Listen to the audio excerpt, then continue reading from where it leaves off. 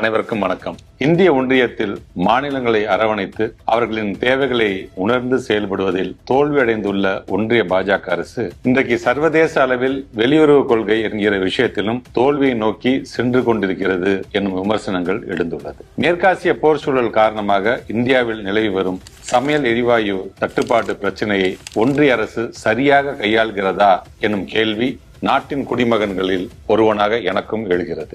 ஏற்கனவே டெல்லியில் தங்களது கட்சியை அடமானம் வைத்துவிட்ட அதிமுக தலைமை பொதுநலன் என்பதையே மறந்து தங்களுடைய எஜமானர்களின் மனதை குளிர வைக்கவே முயற்சி செய்கிறார்கள். அதனால்தான் தங்களது உரிமைகளை பற்றியே பேச துணியாத அவர்கள் வெளியுறவு கொள்கையை பற்றியும் தெரியாமல் கேஸ் சிலிண்டர் விஷயத்தில் மாநில அரசை நோக்கி காற்றில் கத்தி சண்டை போடுகிறார்கள்.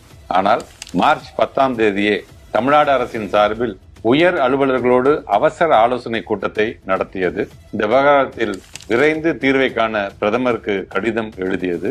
மக்கள் யாரும் அச்சப்பட வேண்டாம் என விழிப்புணர்வை ஏற்படுத்தியதோடு ஒன்றிய அரசின் நடவடிக்கைகளுக்கு தமிழ்நாடு அரசு துணையாக இருக்கும் என உறுதியளித்தது. எரிவாயு தட்டுப்பாட்டை சமாளிக்க 8 விதமான முக்கிய அறிவிப்புகளை வெளியிட்டது என பொறுப்போடு செயல்பட்டவர் நம்முடைய திராவிட மாடல் முதலமைச்சர் அவர்கள். இதற்கு பிறகும் ஒன்றிய பாஜக அரசு பாராமுகத்துடன் அலட்சியமாக இந்த விவகாரத்தை அணுகியதால் தான் மதசார்பற்ற முற்போக்கு கூட்டணி சார்பில் தமிழ்நாடு முழுவதும் மார்ச் 15ஆம் தேதி ஆர்ப்பாட்டம் நடத்தினோம். அதே போல நாடாளுமன்ற வளாகத்திலும் நமது கூட்டணி கட்சி எம்பிக்கள் போராட்டத்தில் ஈடுபட்டுள்ளார்கள். இப்படி மாநில அரசின் மூலமாகவும் கழகத்தின் மூலமாகவும் என்றைக்குமே மக்கள் நலன் மீது அக்கறை கொண்டு அனைத்து வகையிலும் செயலாற்றுகிறார் தமிழ்நாடு முதலமைச்சர் அவர்கள். இதற்கு பிறகும் எரிவாயு தட்டுப்பாட்டை சமாளிக்க ஒன்றிய அரசு எந்த முனைப்பும் காட்டவில்லை.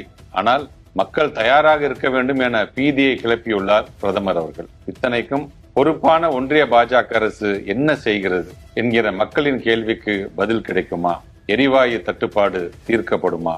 எளிய குடிமக்களின் இந்த கேள்விகளுக்கு ஒன்றிய அரசு பதிலளிக்க வேண்டும். அல்லது குறைந்தபட்சம் தங்களது டெல்லி எஜமானர்களிடம் திரு எடப்பாடி பழனிசாமி அவர்கள் கேட்டு சொல்ல வேண்டும். நன்றி.